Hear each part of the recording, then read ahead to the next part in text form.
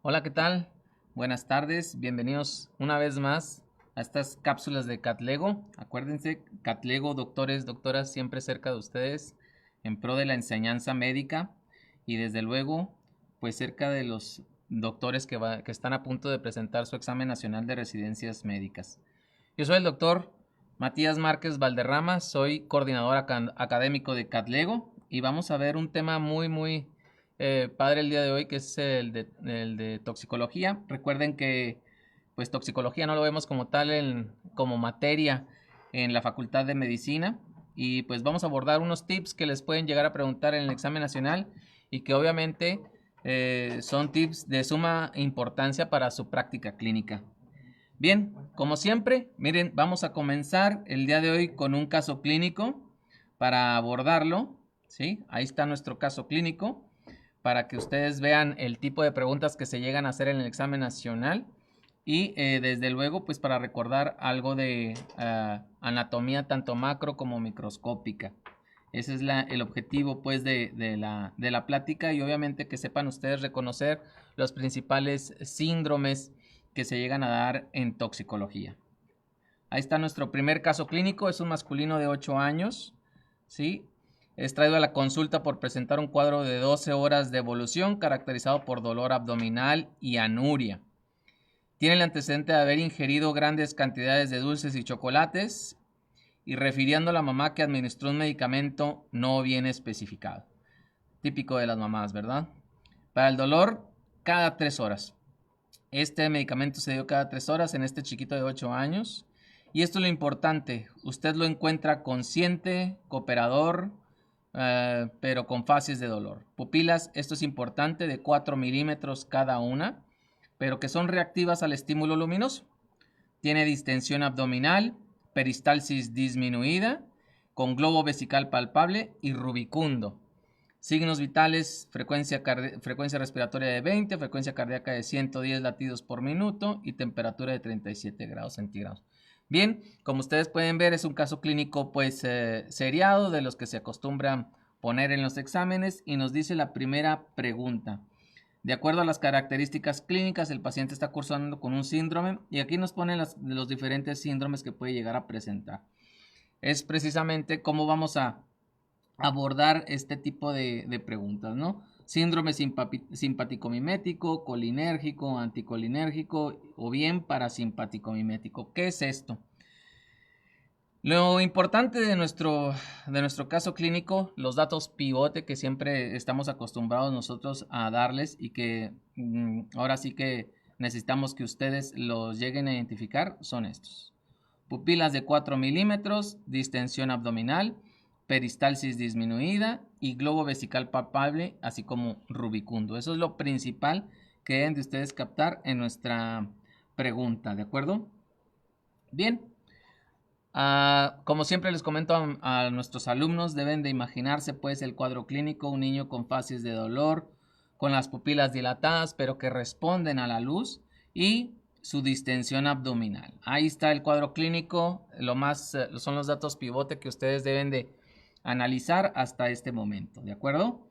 Bien, pues para eso necesitamos pues abordar de forma clínica a nuestro paciente.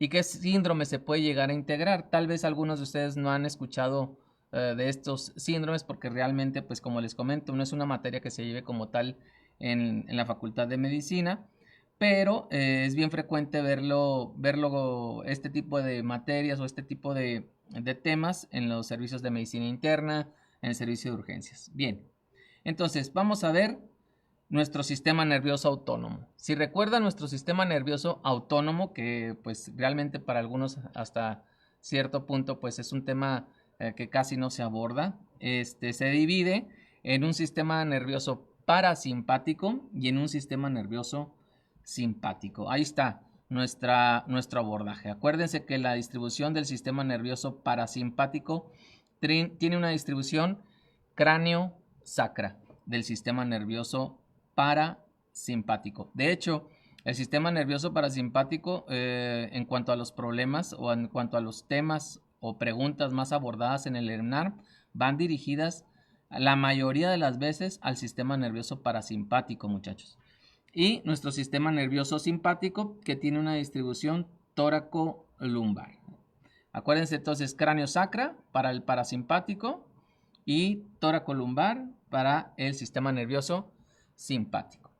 Entonces, el sistema nervioso parasimpático, que es el que vamos a ver en este tema, vamos a darle más énfasis a este tipo de preguntas en el sistema nervioso parasimpático. Recuerden ustedes que tiene una neurona que le llamamos nosotros preganglionar, que es una neurona preganglionar larga, ¿sí? Y esta neurona preganglionar larga, por lo general, pues emite lo que son los neurotransmisores como la acetilcolina que se unen a los receptores nicotínicos. Ahorita vamos a ver los tipos de receptores que se encuentran en el sistema nervioso parasimpático.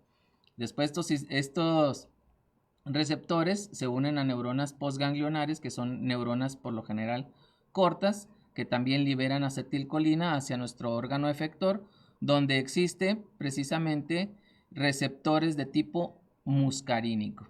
Entonces, llegan precisamente por medio de estos receptores toda esta eferencia por medio de la acetilcolina, ¿de acuerdo? Ya sea estos receptores se encuentran pues próximo al órgano o bien encima o dentro del órgano. Entonces recuerden que microscópicamente pues existe una neurona preganglionar larga y una neurona postganglionar cortita, chiquita. El neurotransmisor, que es básicamente acetilcolina, y los receptores, que son nicotínicos y que son muscarínicos. Ahí está. Nuestros receptores nicotínicos, que la mayoría de las veces están distribuidos en la placa mioneural, que son los encargados precisamente de las famosas fasciculaciones, y sobre todo también el tejido nervioso, ¿verdad? A nivel de los núcleos de la base y médula suprarrenal, es donde están distribuidos principalmente estos receptores nicotínicos. Y los muscarínicos, que son 5 tipos, que son el M1, que están distribuidos en núcleos del sistema nervioso, M2 en el corazón, M3 en el músculo liso, glándulas, aparato gastrointestinal y vasos sanguíneos. Es básicamente donde se encuentran distribuidos todos estos receptores de tipo muscarínico. Entonces, ya tenemos aquí dos conceptos.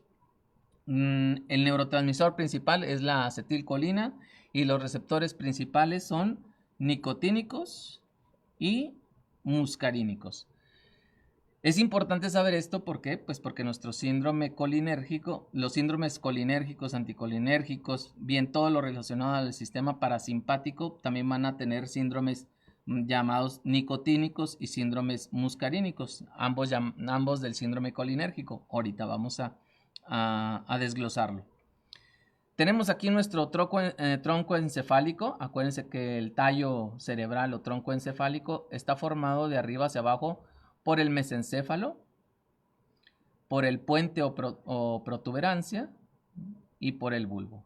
Por esos tres, aquí están, miren. Mesencéfalo, que es este de aquí, nuestra protuberancia o puente, el bulbo, ¿sí? Hay que recordar cómo está distribuido pues de arriba hacia abajo, y hay que recordar que principalmente en los núcleos parasimpáticos, el núcleo parasimpático que se encuentra a nivel mesencefálico es el núcleo de Edinger-Westphal.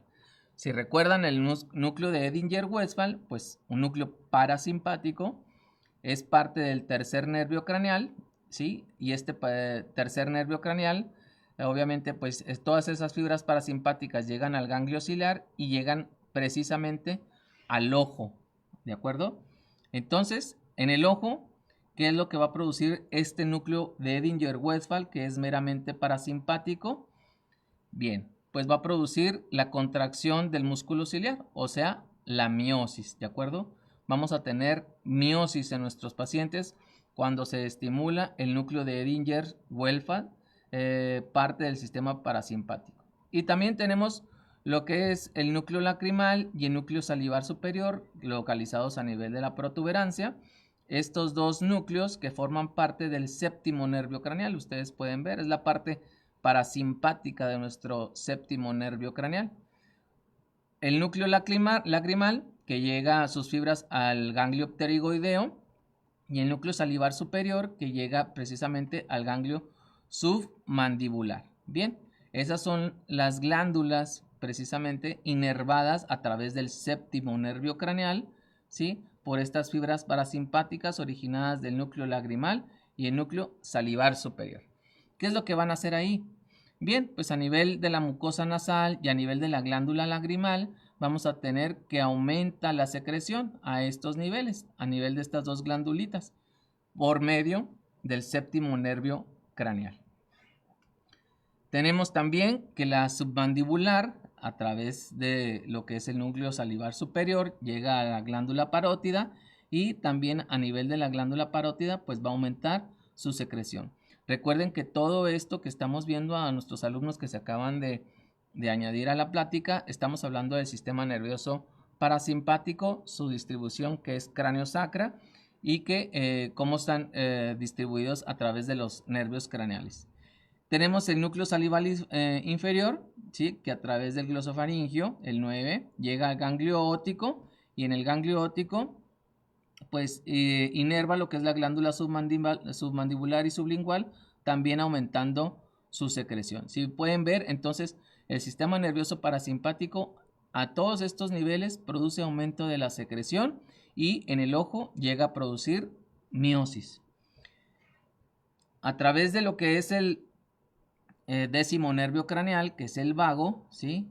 Por lo que es el núcleo dorsal del vago, que es también parasimpático. Este núcleo a través del vago llega al corazón. En el corazón lo que produce es aumentar la frecuencia cardíaca y disminuye la fuerza de contracción. A su vez también llega hacia los bronquios, ¿sí? A nivel bronquial, pues vamos a tener broncoconstricción, pero también vamos a aumentar, también el sistema nervioso parasimpático va a aumentar la secreción a ese nivel, a nivel de los bronquios, ¿sí? Va a producir broncorrea.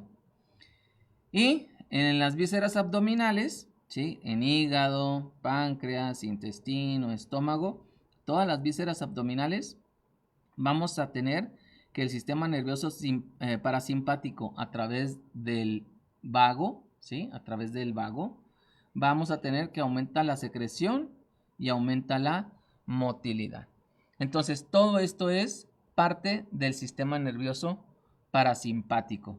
Bien, ahora esto es de forma macroscópica, chicos. Son de las funciones que llega a ejercer precisamente el sistema nervioso parasimpático. Y acuérdense, aumenta la secreción a todos estos niveles, ¿de acuerdo? Junto con la miosis. Aquí estamos representando lo que es la placa mioneural. Ustedes observen, aquí tenemos nuestra neurona, el músculo de forma posináptica. Y hablando del sistema nervioso parasimpático, recuerden que existe precisamente la liberación dentro de estas vesiculitas de acetilcolina. Ahí va recorriendo las vesiculitas hasta llegar a la hendidura sináptica, ¿sí? Liberan el principal neurotransmisor, que es la acetilcolina, y esta acetilcolina pues se une a sus receptores posinápticos. Decíamos que la acetilcolina precisamente es el principal neurotransmisor en este sistema autónomo, ¿sí? En el parasimpático. Y posteriormente se une a estos receptores, ahí estamos viendo la acetilcolina cómo se une, ¿sí? Para ejercer precisamente la contracción a nivel muscular. Pero hay enfermedades donde existen aquí, como les pongo aquí, los autoanticuerpos que van dirigidos precisamente hacia estos receptores de tipo posináptico y se unen, miren, ahí están uniéndose, ¿sí? Son unos autoanticuerpos malos, ¿verdad? En esta enfermedad. Y eso impide que la acetilcolina, nuestro neurotransmisor, llegue directamente a estos receptores, ¿sí? Porque pues se están siendo invadidos por estos autoanticuerpos en los receptores posinápticos.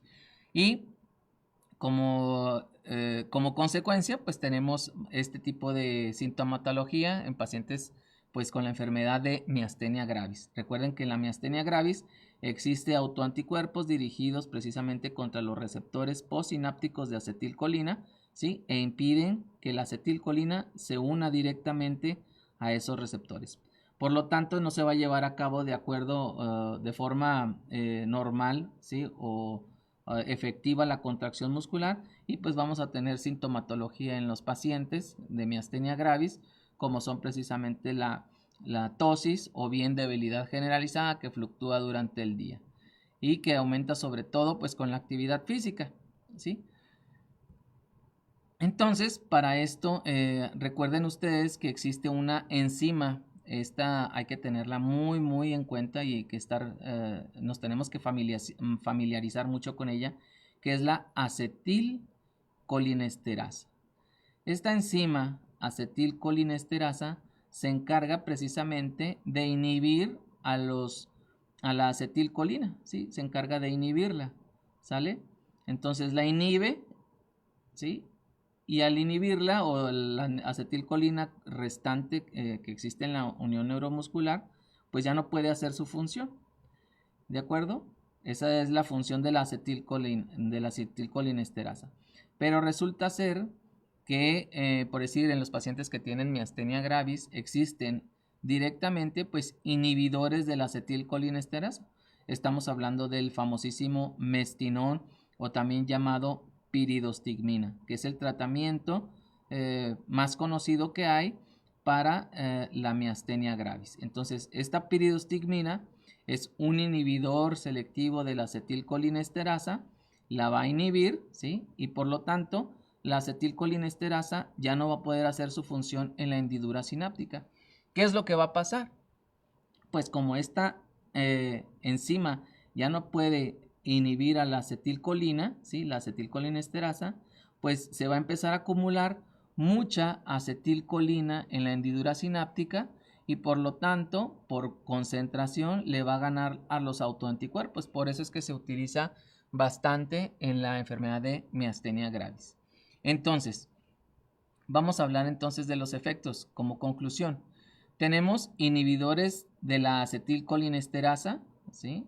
de esta acetilcolinesterasa, como son precisamente la fisostigmina, el edrofonio, la piridostigmina que les comentaba, la neostigmina y algo bien preguntable en los exámenes, los organofosforados. Los organofosforados inhiben de forma irreversible a la acetilcolinesterasa. Entonces, si la inhiben, ¿qué es lo que va a pasar? Vamos a tener un aumento en la concentración de acetilcolina. Ahí está, la acetilcolina va a aumentar en concentración en toda la hendidura sináptica, ¿sí? Y por lo tanto, pues va a haber una sobreestimulación de estos receptores posinápticos, ¿de acuerdo?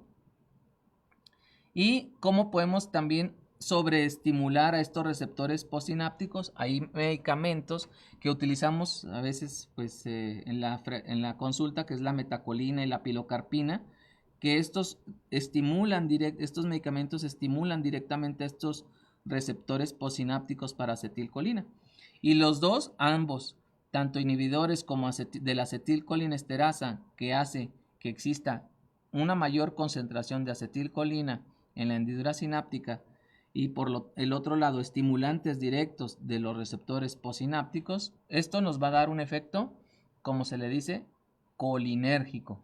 El efecto colinérgico o bien parasimpático mimético va a estar producido por esos dos cambios, un aumento en la concentración de acetilcolina o bien estimulando directamente los receptores para acetilcolina, ¿de acuerdo?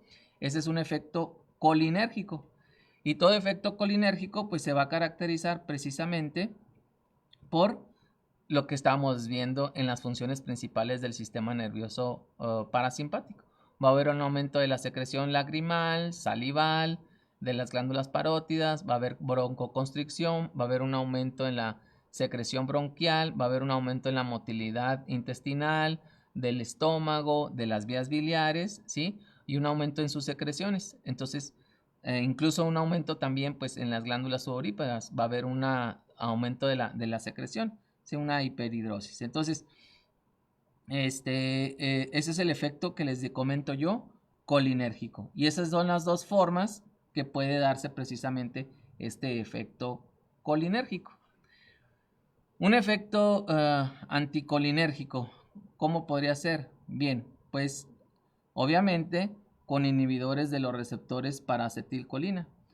Como el ipratropio, medicamentos como el ipratropio, vean ustedes, la difenidramina, que lo utilizamos mucho ¿en qué? En las alergias, ¿no? El bencuronio y la butilgosina, que básicamente pues todos sabemos que es la butilgosina, la famosísima buscapina para el dolor, y a veces lo damos de forma sin saber cómo actúa, o bien no acordándonos realmente cómo actúa este medicamento. Pero todos estos medicamentos, que son los más preguntables en el ENEAM, inhiben precisamente de forma selectiva a estos receptores de forma posináptica para acetilcolina. Entonces, estos receptores ya no van a poder hacer su función, ¿sí? Por más acetilcolina que venga aquí, bueno, pues si se da una sobredosificación de estos medicamentos, estos receptores ya no van a poder hacer su función de forma adecuada, de forma efectiva. Y tenemos también que este efecto anticolinérgico, ¿sí?, se va a manifestar pues por todo lo contrario a lo que es el efecto colinérgico. Es decir, en vez de tener pupilas mióticas el paciente, pues las pupilas van a estar midriáticas, ¿de acuerdo? Y va a haber una disminución en la secreción a nivel bronquial, a nivel de intestino, a nivel de estómago, a nivel de las vías biliares, ¿sí? Ese va a ser el efecto básicamente anticolinérgico por inhibición directa de estos receptores de forma posináptica. Entonces, repasando, si aumenta la acetilcolina, como se les estoy poniendo ahí, ¿sí?, vamos a tener un efecto colinérgico, ¿sí? Y todo deriva del sistema nervioso parasimpático, ¿de acuerdo? Aumentando la acetilcolina.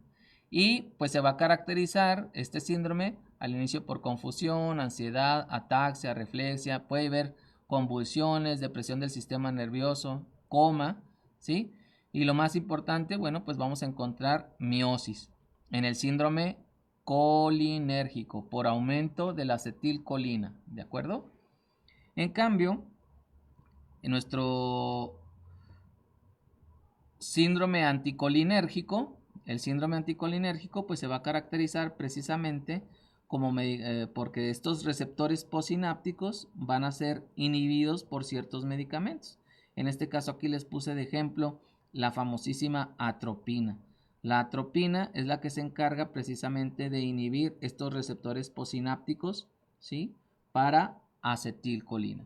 Y por lo tanto, si inhibe estos receptores de forma posináptica, vamos a tener pues un efecto anticolinérgico y va a ser básicamente lo contrario al síndrome colinérgico. El paciente característicamente va a tener midriasis, ¿sí? También puede tener delirio, confusiones, pero lo más importante, si en el síndrome colinérgico los pacientes van a estar mojados, o sea, por aumento de las secreciones, en el síndrome anticolinérgico el paciente va a estar seco, ¿de acuerdo? Entonces, volviendo a nuestra pregunta, después de toda esta explicación, de toda esta breve explicación, vean ustedes, de acuerdo a las características clínicas del paciente, bueno, el paciente está cursando con un síndrome y aquí les ponen precisamente las opciones A, B, C o D. Y esto es lo principal que nos debemos de acordar, que el paciente tiene unas pupilas de 4 milímetros, una peristalsis disminuida, distensión abdominal. Comenta el doctor Jorge Cabrera, inciso C, así como el doctor Eduardo González. Muy bien, doctores, exacto. Entonces ya con toda la explicación, nuestro paciente pues tiene un síndrome anticolinérgico. Ahora, un síndrome colinérgico y un síndrome parasimpático mimético pues es básicamente lo mismo, ¿de acuerdo? Sería el síndrome colinérgico, aquí tendría básicamente pues unas pupilas mióticas, no habría distensión abdominal y la peristalsis en vez de estar disminuida estaría aumentada, ¿de acuerdo? El síndrome simpático mimético no nos vamos a meter ahorita en esto, pero aumentaría la frecuencia cardíaca, es una liberación de adrenalina básicamente, de forma generalizada, temblor, rubicundez, que puede llegarse a presentar en el síndrome simpático mimético. Por ahora en esta cápsula nos vamos a enfocar al síndrome tanto colinérgico o anticolinérgico y vamos a hablar del sistema nervioso parasimpático. Y miren, aquí les ponen una segunda pregunta, ¿sí? El neurotransmisor implicado en la sintomatología de este paciente es...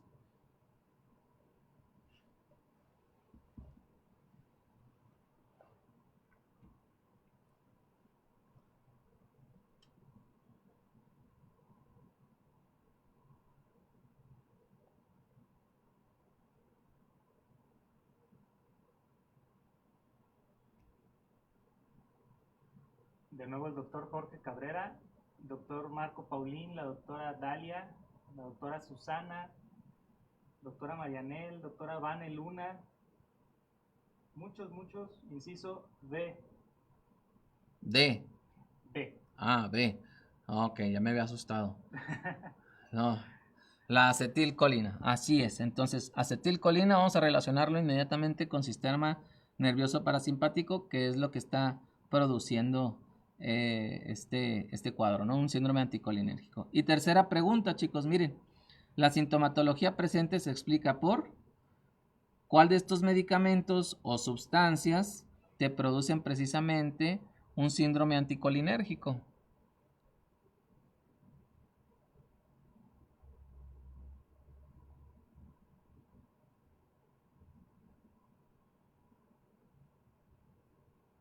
Doctora Jorge Cabrera anda con todo, inciso D de dedo. Igual que la doctora Marianel, doctor Marco, doctor David Silva, inciso D. Está comentando el doctor Francisco Galvez, inciso C. Ok. Acuérdense que les comentaba yo que de estos, la butildiosina, ¿sí? Acuérdense que la butildiosina, junto con otros medicamentos, inhiben directamente a estos receptores posinápticos para acetilcolina, ¿sí? Entonces, al inhibir estos receptores, vamos a tener un efecto anticolinérgico. Entonces, seguramente lo que le dio la mamá al niño, pues es buscapina, ¿no? Pero como les comento, en la práctica clínica a veces damos, ay, me duele el estómago, ah, sí, tómate una buscapina, pero por aquí no nos pasa cómo es que actúa, ¿sí? Entonces va a ser precisamente inhibiendo los receptores posinápticos. Ahora, ¿qué receptores posinápticos creen que son los que inhiben? ¿De tipo nicotínico o de tipo muscarínico? A ver, doctor Jorge, ¿verdad? Jorge Cabrera. Jorge Cabrera. Doctor Jorge Cabrera, dime qué tipo de receptores serían precisamente contra los que va dirigido la butil-yosina. Doctor Jorge Cabrera.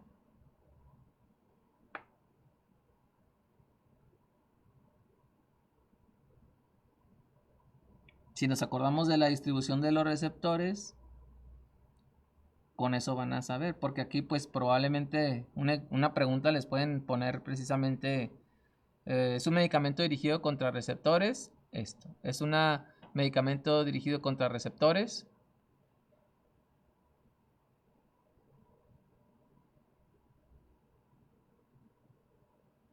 Como que se le fue al internet al doctor Cabrera. Ok. Pero contesta la doctora Tania Santos, la doctora Susana Itzel, Marco Tulio, Marco Barranco, Diana Báez, muscarínicos. Serían muscarínicos, exactamente. Entonces, serían receptores básicamente muscarínicos. Muy bien, chicos.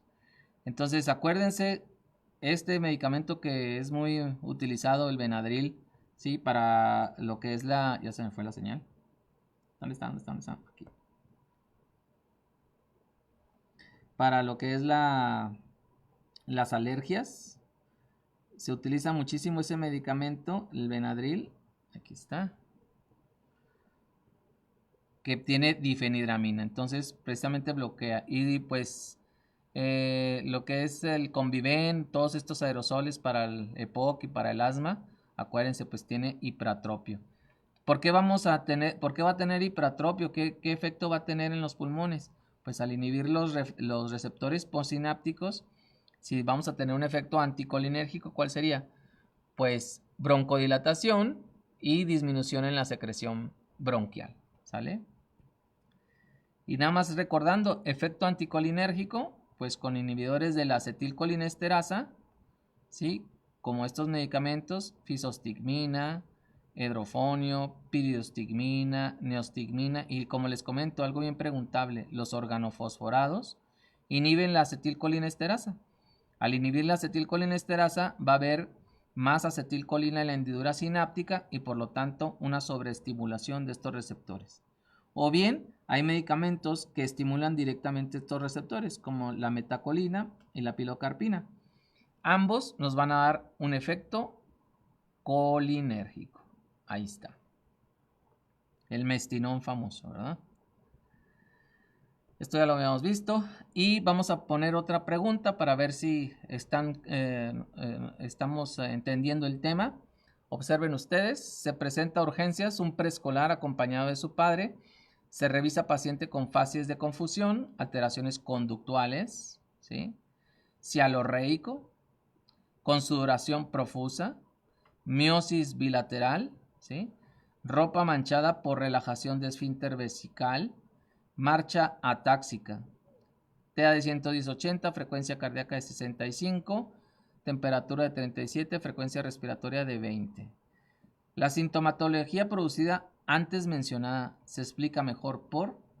Primero, chicos, yo les recomendaría que precisamente identificaran hasta este punto, o sea, que leyeran de aquí hasta aquí, ¿sí?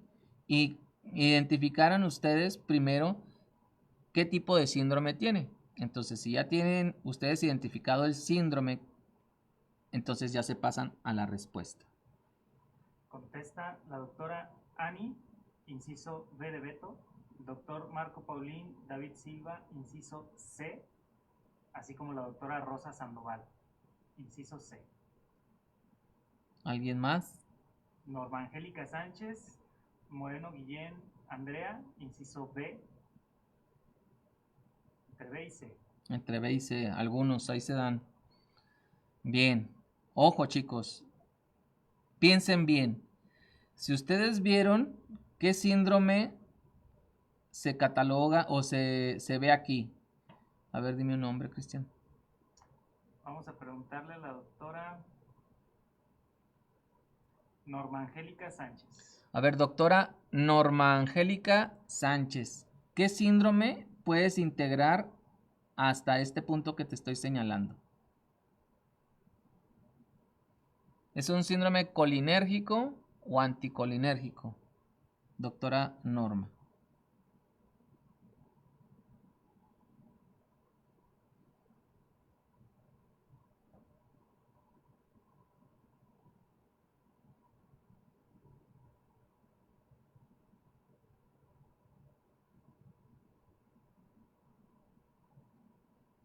Nos contesta la doctora colinérgico.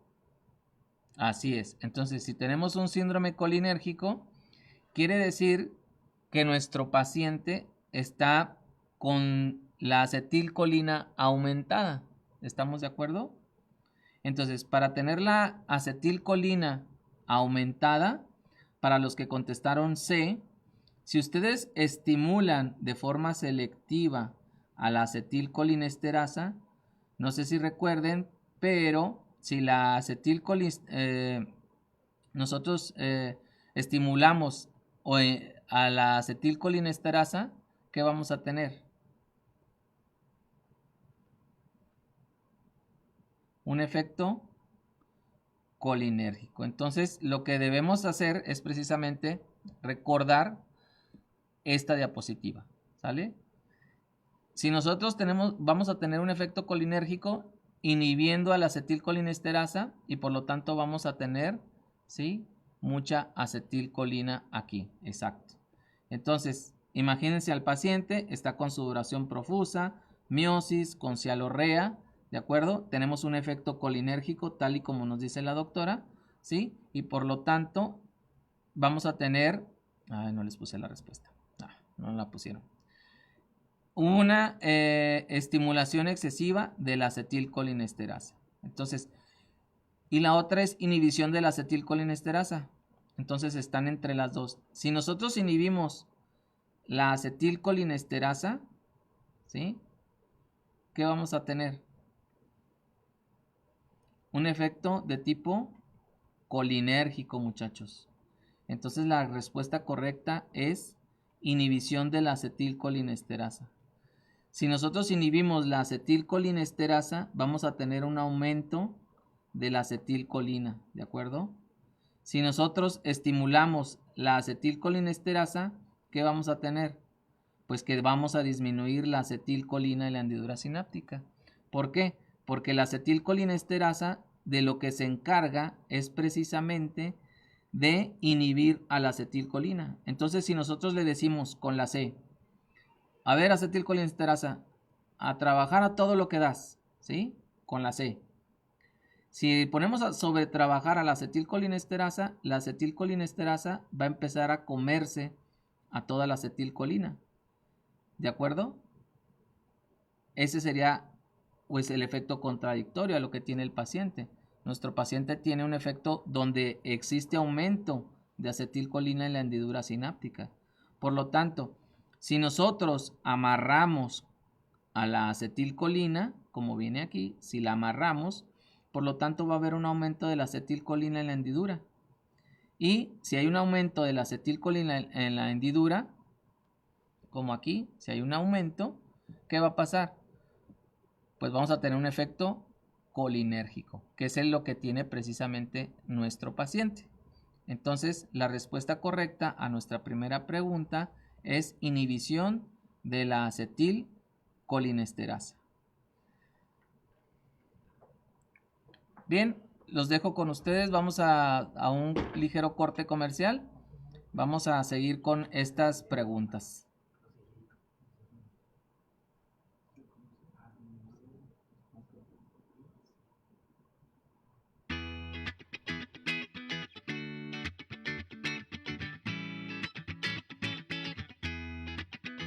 Hola doctor, doctora. Gracias por vernos. Queremos invitar al curso Los 50 Esenciales, en el que te ayudaremos a dominar los temas del ENARM y a conseguir tu sueño de ser especialista. Durante las 8 semanas de curso, formarás parte de nuestra metodología de estudio BIRMA-PC. Te acompañaremos con videos, resúmenes, mapas conceptuales, palabras clave, preguntas rápidas, contenido extra, simulacros. Imagínate tener la seguridad de que tendrás más de 200 preguntas correctas en tu examen. Mándanos mensaje después de esta transmisión para más información. Ser especialista es lo tuyo. Que pases el ENARM, lo nuestro.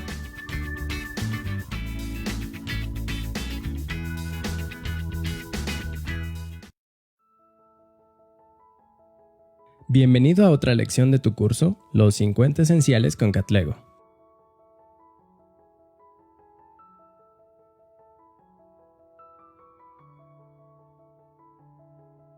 En esta ocasión revisaremos el tema de patología endometrial. La poliposis endometrial es causada por la pérdida del balance entre los niveles de estrógeno y progesterona y se relaciona con alta estimulación estrogénica. Los pólipos se desarrollan en sitios del endometrio con mayor expresión de receptores de estrógeno y disminución de los receptores de progesterona. Los factores de riesgo para desarrollar hiperplasias endometrial son posmenopausia, edad mayor a 45 años, obesidad, nuliparidad, terapia hormonal sin progesterona, así como antecedente familiar de cáncer de endometrio o colon, diabetes y uso prolongado de tamoxifeno.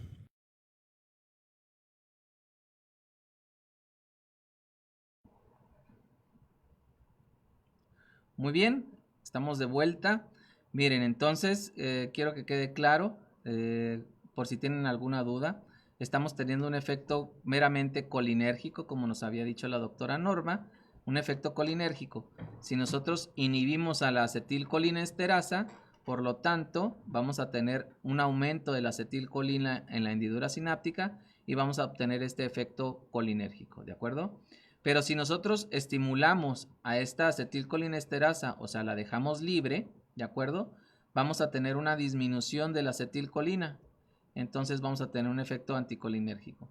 Igual, si ustedes escogieron la D, inhibición selectiva de los receptores colinérgicos, si yo inhibo estos receptores colinérgicos, aquí, si los inhibo, entonces pues vamos a tener no un efecto colinérgico, sino todo lo contrario, un efecto anticolinérgico. Bien, entonces, segunda pregunta. Fíjense cómo está dirigida esta pregunta. Es un poquito más compleja. Si ustedes identificaron aquí que tienen un efecto colinérgico y ya ustedes contestaron que es por inhibición de la acetilcolinesterasa, ¿cómo van a tratar a este paciente? Porque aquí dice, lo probable en este paciente es que su cuadro, ¿cómo va a revertir?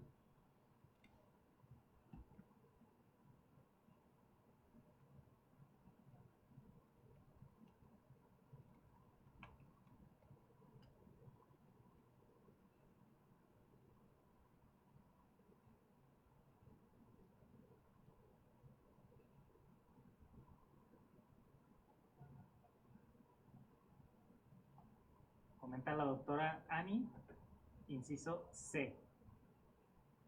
La doctora Dalia, inciso D de dedo.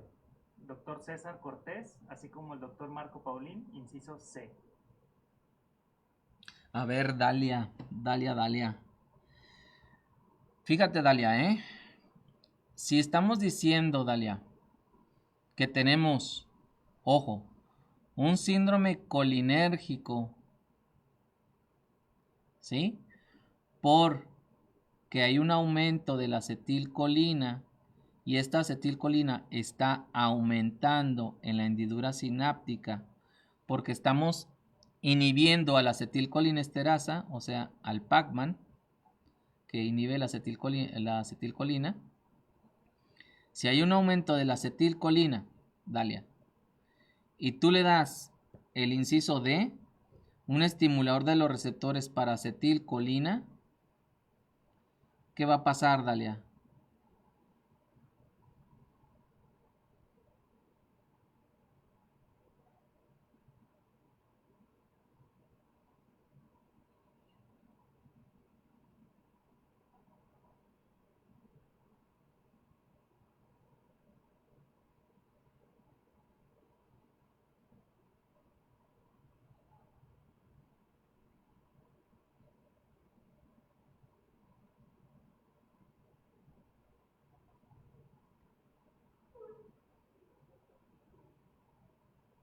¿No? Comenta la doctora Dalia, se va a aumentar el cuadro. Así es. Entonces vamos a aumentar el cuadro. Y decimos, ¿de qué? Hay que darle un estimulante. Ok, doctora. Y aumenta el cuadro de síndrome colinérgico. Y el paciente fallece, ¿no? Entonces, abusados. Ojo, para los que contestaron C. Si nosotros inhibimos, ¿sí?, a la acetilcolinesterasa, la C, es decir, si nosotros inhibimos aún más a esta acetilcolinesterasa, ¿sí?, la inhibimos, ¿qué va a pasar? Va a haber un aumento de la acetilcolina en nuestra hendidura sináptica para los que escogieron C. Y si hay un aumento de acetilcolina en la hendidura sináptica, vamos a tener un efecto colinérgico. Por lo tanto, el cuadro va a empeorar. ¿De acuerdo? Y la B, el inciso B, se parece mucho al inciso D. ¿Por qué? Porque pues, los receptores muscarínicos son para acetilcolina. También, no más que aquí, pues hay muscarínicos y acuérdense que hay receptores nicotínicos. Entonces, si yo doy un medicamento estimulador de estos receptores, pues vamos a tener lo mismo. Un aumento en la función de estos receptores postsinápticos y por lo tanto vamos a tener un efecto colinérgico y vamos a empeorar el cuadro. En cambio, si yo doy un inhibidor de los receptores para acetilcolina, de los receptores postsinápticos para acetilcolina, Entonces, como la atropina, si yo inhibo estos receptores, ¿sí?, de forma posináptica, con este medicamento atropina, ¿sí?, por más acetilcolina que yo tenga en la hendidura sináptica, o sea, por más puntitos aquí que tenga ese, pues no van a poder llegar a su receptor. ¿Por qué? Porque están bloqueados por la atropina. Entonces, por eso la respuesta correcta es inhibidor selectivo de los receptores para acetilcolina. Es un juego, hasta parece a veces de palabras, pero es muy importante porque en el examen, si incluso ahorita con explicación obviamente nos confundimos, hay que tener muy en cuenta precisamente estos conceptos, ¿sí? Entonces tendríamos lo contrario, o sea, con la atropina tendríamos un efecto anticolinérgico y el paciente pues va a tener su reversión, vamos a revertir el cuadro. El paciente lo que tiene seguramente pues es intoxicación por organofosforados. Los primeros síntomas pues varían entre 5 minutos hasta 24 o 12 horas cuando se exponen a los organofosforados. Aparecen los síntomas muscarínicos, miosis, cialorrea, vómitos, ¿sí?, que son los síntomas muscarínicos. En cambio, los síntomas nicotínicos, fasciculaciones, temblor y debilidad. ¿Todo esto por qué? Pues porque la acetilcolina, ¿sí?, la acetilcolina aumenta en la hendidura sináptica. ¿Y por qué aumenta en la hendidura sináptica? Pues porque la acetilcolinesterasa, ¿sí?, está siendo inhibida. Entonces ustedes inhiben a la acetilcolinesterasa y aumenta la acetilcolina. Y produce todo esto un efecto colinérgico. Cuando la acetilcolinesterasa está inhibida, ¿sí?, o sea, cuando la agarra el organofosforado y la inhibe, ya no puede hacer su función, está amarrada a la acetilcolinesterasa, pues hay que liberarla. ¿Cómo vamos a liberar esa acetilcolinesterasa de las garras de los organofosforados? Pues le damos un superhéroe, como son las oximas, como la pralidoxima, que reactivan a la acetilcolinesterasa, ¿sí?, la reactivan, y entonces empieza a recoger a toda la acetilcolina para que se haga el efecto anticolinérgico. ¿De acuerdo? ¿Tienen dudas hasta aquí, doctores?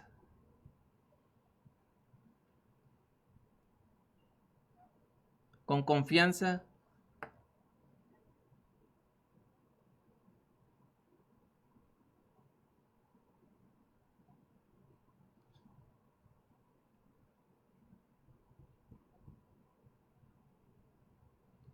Para nuestros médicos internos, no se asusten, son temas que tenemos que, primero ustedes los estudian y luego después si lo explicamos, pues van a entenderlo mucho más.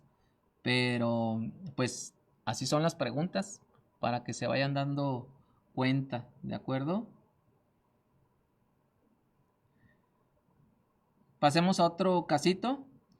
Niño de 3 años con cuadro de somnolencia, ¿sí? Comenta el doctor Edward González. ¿Qué tipo de intoxicación se usa la atropina? Acuérdense, la atropina se utiliza para revertir los síntomas, ¿sí? Los síntomas. Por eso es que nosotros damos en infusión continua para revertir los síntomas de intoxicación por organofosforados. En cambio, las oximas, una vez que se revierten los síntomas de urgencia con atropina, las oximas son las que se encargan de reactivar a la colinesterasa. Es decir, si tú das oximas, ¿de acuerdo?, en vez de una atropina, no vas a revertir de forma inmediata los síntomas. Ahora sí, que para revertir los síntomas se utiliza la atropina. Y obviamente pues en cuadros pues severos, obviamente, ¿no? O sea, una intoxicación por organofosforado, espero que nunca la lleguen a ver, pero incluso pues se tiene que utilizar un equipo especial para que no te intoxiques tú también. Con el hecho de tocar al paciente, de estar todo hermético, ¿sí? Pero los síntomas son muy, muy severos y revierten precisamente con atropina y tienen que ser pacientes que sus cuidados tienen que ser en terapia intensiva. Ya después de que pasa y reviertes tú los síntomas con la atropina, bueno, pues entonces empiezas a administrar la pralidoxima para que esa o acetilcolinesterasa que estaba inhibida o secuestrada por los organofosforados sea liberada por las oximas paulatinamente. Pero en casos pues severos, básicamente pues en la mayoría de los casos. Si les llegaran a preguntar cuál es el tratamiento, por decir, cuál es el tratamiento de elección para el manejo de la intoxicación por organofosforados y les pusieran inciso A, pralidoxima, inciso B, atropina, el tratamiento pues de elección pues sería reactivar esa acetilcolinesterasa, sería la pralidoxima, ¿de acuerdo? Entonces, tratamiento de elección para revertir la sintomatología, ahí sí es otro, ya te agregan la palabra sintomatología, entonces ahí entra atropina. Es cuestión de semántica, ¿sale? Pero pues así vienen las preguntas. Vamos a ver miren. Niño de 3 años con cuadro de somnolencia, rubor facial, retención urinaria, midriasis, con antecedente de ingesta de antihistamínico sobredosificado. Válgame. 3 años con un antihistamínico sobredosificado. En relación con el uso de fisostigmina, observen ustedes lo que ponen aquí. Fisostigmina como antídoto en la intoxicación por antihistamínico, señale su mecanismo de acción. Nos comenta la doctora Marianel, fan destacado, inciso A. Así es. Entonces, fisostigmina, pirostigmina, neostigmina, actúa como inhibidor de la acetilcolinesterasa. Entonces, al inhibir la acetilcolinesterasa, va a haber un aumento de la concentración de acetilcolina en la hendidura sináptica. Perfecto. Ahora, fíjense, ya agarraron el rollo. Entonces, fíjense. Paciente femenino de 5 años es traída a urgencias por sus padres, quienes la encontraron jugando, ahí está la palabra clave, ¿no? En un campo que había sido regado con pesticidas. La paciente presentó inicialmente abundante salivación, así como lagrimeo, vómito, diarrea e incontinencia urinaria, seguida de confusión y contracciones musculares generalizadas. A la exploración física se encuentra letárgica, diaforética y miren, pupilas mióticas y fasciculaciones. Todo este cuadro sospechado por intoxicación por organofosforados. Acuérdense, ¿cómo actúan los organofosforados? Comenta el doctor Jorge Cabrera, el doctor Jerónimo Daniel Galván, doctora Ana Sánchez, Marco Paulín, Iván Pérez, Edward, inciso D de dedo. Así es. Entonces, ¿cuál es el antídoto específico? Aquí ya, esta es otra palabra clave, ¿no? Pues le das una pralidoxima, ¿para qué? Para estimular a esa acetilcolinesterasa que está siendo secuestrada por los organofosforados. ¿Sí? Ahí está la niña que se expuso, ahora sí que la dejaron en el campo. La miosis, acuérdense. El lagrimeo excesivo, la cialorrea, los vómitos, el hombre mojado, es un síndrome colinérgico, la pralidoxima. Entonces, como dice como punto de buena práctica, en la guía de práctica clínica, ojo, las oximas se utilizan como antídoto, y miren cómo pusieron aquí, antídoto, ojo, miren, antídoto, miren, antídoto, Entonces, para que lean detenidamente las guías, ¿sí? Contra los organofosforados. Este está interesante. Tras estar limpiando el sótano de su casa, un paciente de 16 años cursa con dolor súbito y repentino en el tobillo derecho, ocasionando parestesias localizadas y eritema y posteriormente ardor. Minutos más tarde, la paciente experimenta sensación de cuerpo extraño en garganta, cialorrea estornudos, lagrimeo.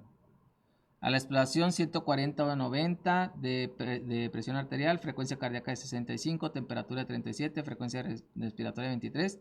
Y miren la exploración. Paciente consciente, quejumbrosa, pupilas mióticas, chicos. Estasia lorreica, cianosis peribucal, fasciculaciones, sin asimetría facial, con reflejos osteotendinosos, sin alteraciones, marcha táxica y no hay rigidez de nuca. Entonces, ¿qué cuadro clínico es? La doctora Marianel, el doctor David Silva, Edward González, la doctora Rosa Sandoval, Citlali, Omar Ruiz, inciso D de Beto. Así es. Muy bien. Es un síndrome colinérgico, ¿verdad? Y acuérdense, estas fasciculaciones linguales, ¿qué receptores están estimulando, doctora Marianel? Para producir fasciculaciones linguales, ¿qué receptores están estimulando, doctora Marianel?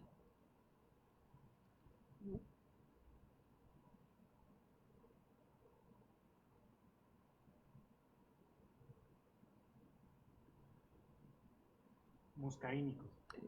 No, las fasciculaciones, recuerden, son nicotínicos, ¿sí? Cuando ustedes vean pacientes que tienen esas dichosas contracciones en los párpados, por decir, que tienen esas contracciones y que piensan los pacientes que les van a dar una parálisis facial, ¿no? Y que les hablan, me va a dar una parálisis facial y con las contracciones aquí en el párpado. Eso se llaman mioquimias a nivel de párpado, que realmente pues son un tipo de fasciculaciones. Y lo que está pasando es que precisamente se están sobreestimulando los receptores nicotínicos. Entonces, a ese paciente, ¿qué le tienes que decir? Pues deje todos los estimulantes, ¿no? Café, nicotina, sobre todo, los tés que llegan precisamente a producir esa sobreestimulación de los receptores nicotínicos. Efectivamente, es un síndrome colinérgico. ¿Y la toxina implicada cuál sería? Fíjense que le picó un animal y pues algo bien típico, ¿no? La sensación de cuerpo extraño en la garganta. ¿Cuál de estos animales, cuál de estos insectos produce precisamente un síndrome colinérgico de forma exagerada con peculiaridad de que produce cuerpo extraño en la garganta? Había comentado el doctor Omar Ruiz y el doctor Iván Razo, picadura de alacrán. Iván Razo, ok. Así es una picadura de alacrán. Entonces acuérdense que los alacranes cuando pican lo que hacen es aumentar la liberación de acetilcolina. Aumentan la acetilcolina en la hendidura sináptica, por lo tanto vamos a tener un efecto colinérgico. Entonces en la guía de práctica clínica nos ponen que los cuadros severos por picadura de alacrán precisamente se caracterizan por cialorrea y nos ponen aquí, miren, sensación de cuerpo extraño en la faringe, ¿de acuerdo? Esto también hay que tomarlo muy muy en cuenta. En cambio la araña violinista, que también venía en una de las opciones, o bien que se llama parda o Loxosceles reclusa, son las que llegan a producir precisamente este signo que es el livedor reticularis. Cuando producen esto es porque en su veneno existe dos enzimas, la hialuronidasa y la esfingomielinasa, que es la que se encarga precisamente de dañar todo el tejido, ¿sí? Es el signo de la bandera: rojo, blanco y azul, y duro e indurado. Livedo reticulares. Un lactante de 6 meses ha tenido en los días recientes vómito e irritabilidad, recibió tratamiento no especificado e ingresa al servicio de urgencias con taquicardia, rubicundez, distensión abdominal y midriasis, chicos. El diagnóstico clínico más probable es intoxicación por, y aquí le ponen los medicamentos. Observen ustedes qué síndrome tiene primero.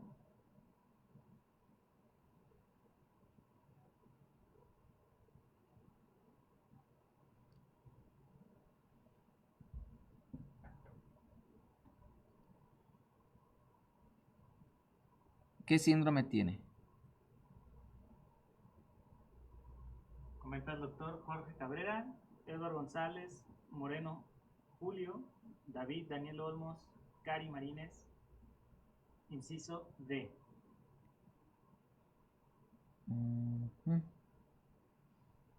Hemidriasis. Ok.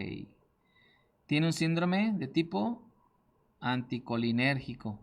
Entonces, todo esto es de síndrome anticolinérgico, muchachos. ¿De acuerdo? Imagínense al paciente. Está todo irritable el chiquito, las pupilas midriáticas, ¿sí? Distensión abdominal, taquicardia. Ahí está en el cuadro clínico. Es un síndrome meramente anticolinérgico. Y sí, la difenhidramina, como ustedes se acuerdan, la difenhidramina se encarga de bloquear los receptores postsinápticos, y al bloquear los receptores postsinápticos va a producir un efecto anticolinérgico.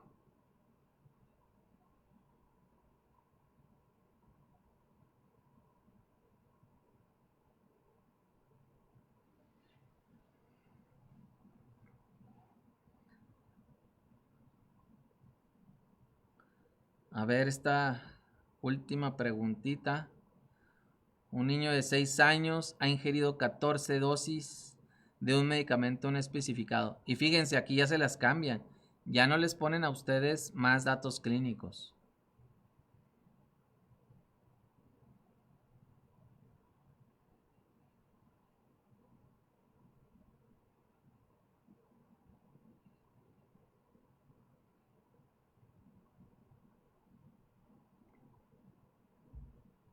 Doctora Marianel, inciso A. Muy bien, doctora Marianel. Exacto.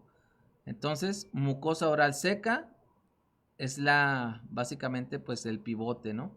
Por lo tanto, pues sí, el síndrome que estamos nosotros detectando es un síndrome anticolinérgico, ¿va? Acuérdense, nada más para hacer un resumen, síndrome colinérgico es derivado de toda la sintomatología secundaria a un aumento de la acetilcolina en la hendidura sináptica, ¿de acuerdo? Entonces, este es el síndrome colinérgico, acuérdense que es el hombre seco por un aumento de la acetilcolina, y sobre todo lo vamos a tener con inhibidores de la acetilcolinesterasa. Síndrome anticolinérgico es básicamente el hombre seco. El hombre mojado es en el síndrome colinérgico, el hombre seco es en el síndrome anticolinérgico. Y aquí esto lo vamos a tener precisamente, o se va a derivar, chicos, porque bloqueamos los receptores de forma postsináptica con medicamentos. En este caso, el más significativo pues es la atropina. Entonces, eso es con lo que nos debemos de quedar hasta ahorita de nuestro sistema nervioso parasimpático, que tiene dos tipos de síndromes, colinérgico y anticolinérgico, y que el síndrome colinérgico a su vez puede tener un síndrome muscarínico y otro nicotínico, de acuerdo a los receptores que se lleguen a estimular. No sé si tengan alguna duda. Comenta la doctora Andrea, para distinguir el síndrome anticolinérgico del adrenérgico, ¿los antecedentes? Pues básicamente los antecedentes, Andrea. Y la otra es, hay veces en que en los síndromes simpático-miméticos la fluctuación de la frecuencia cardíaca es importante. O sea, clínicamente a veces tienen taquicardia y luego después tienen bradicardia. Y la otra es el temblor fino distal. El temblor fino distal, sobre todo, que se da por descarga adrenérgica en el síndrome simpático-mimético. ¿Alguna otra duda, doctores?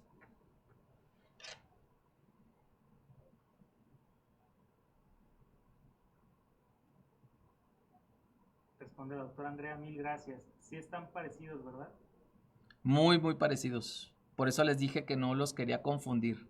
Pero de hecho, de las preguntas, Andrea, que vienen más, como te comento, son de estas. Por eso les puse énfasis en esta mini cápsula al sistema nervioso parasimpático. ¿Sí? El doctor Edward González, ¿cuál es el tratamiento por una sobredosis de difenhidramina? Con una sobredosis de difenhidramina. Si nosotros tenemos una sobredosis de difenhidramina, que es precisamente bloqueo de los receptores aquí, vamos a tener que un efecto de tipo anticolinérgico. Es básicamente de sostén. ¿Sale? Hasta que se elimine la difenhidramina.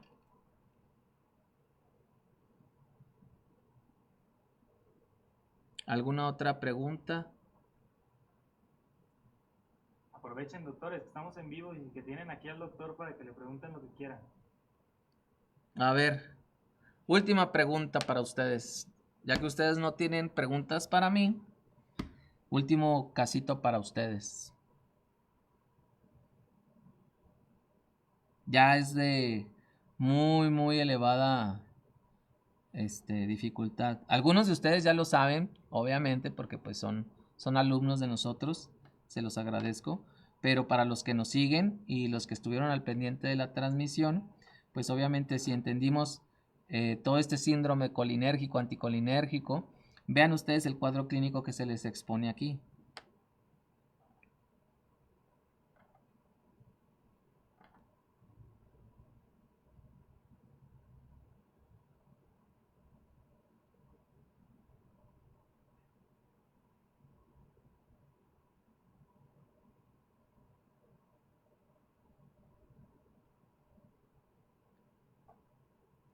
Pongan inciso O y su explicación. No nada más pongan A. No, pongan A es por esto y por esto. Al cabo es que tenemos unos minutitos más. Muchos están contestando, pero pusieron nada más la letra. Vamos a esperar a ver si alguno...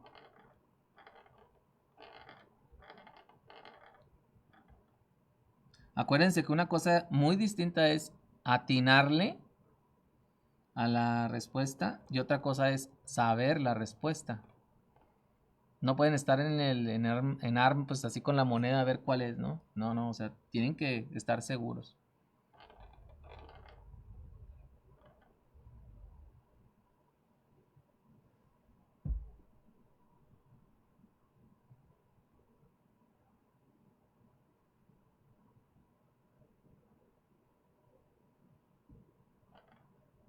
¿No hay alguna con explicación? No, todos por cuál se van. La gran mayoría se va por el inciso B de Beto. B de Beto. Miren, la mayoría de ustedes contestaron ahorita miastenia gravis. Bien. Fíjense que en la miastenia gravis no es la respuesta correcta porque fíjense, tiene una prueba con neostigmina negativa. Es decir, a este paciente cuando le dan neostigmina, si fuera miastenia gravis, ¿sí?, mejoraría el cuadro clínico. Y aquí en vez de negativa sería positiva. ¿De acuerdo? Una prueba con neostigmina positiva quiere decir que el paciente tiene miastenia gravis. Porque se le da neostigmina o pireostigmina, lo que ustedes quieran. Entonces, esa es una razón por la cual miastenia gravis se descarta. Otra razón por la que se descarta miastenia gravis es que por la miastenia gravis, la miastenia no afecta el músculo liso, afecta el músculo estriado, doctores. Por lo tanto, los pacientes con miastenia gravis no tienen midriasis, ¿de acuerdo? Y la otra cuestión es que les ponen que tiene una electromiografía normal. No nos especifican si es estimulación repetitiva, pero bueno, nos pone que es normal. Pero básicamente la que tiene mayor peso es la neostigmina. Por lo tanto, doctores, miastenia gravis no es. A los que contestaron Guillain-Barré. El síndrome de Guillain-Barré es un síndrome caracterizado por una parálisis, ya saben ustedes, flácida, ascendente. Y tal vez dicen, pues es que es arrefléctica. Y como les mencionan la palabra arrefléctica, inmediatamente lo relacionan con Guillain-Barré. Por eso les ponen aquí esta opción para que ustedes se vayan con la finta, como comúnmente dicen, y pues la contesten mal. Pero no, en el Guillain-Barré también la midriasis no se da, ¿de acuerdo? Sí se da una cuadriparesia flácida arrefléctica, sí, pero una midriasis tampoco se da. Y otra cosa, la electromiografía es normal, cosa que en el Guillain-Barré pues también debería salir alterada. Por lo tanto, el Guillain-Barré no es. Y nos ponen otra, citoquímico del líquido cefalorraquídeo. Normal. ¿Cómo sale el citoquímico del líquido cefalorraquídeo en un síndrome de Guillain-Barré? ¿Qué es lo característico de encontrar en un síndrome de Guillain-Barré? El citoquímico, en el citoquímico. David Quesada, ¿verdad? ¿Me dijiste uno? Creo que sí. David Silva. David Silva. ¿Cómo sale el líquido cefalorraquídeo en un síndrome de Guillain-Barré, doctor David Silva?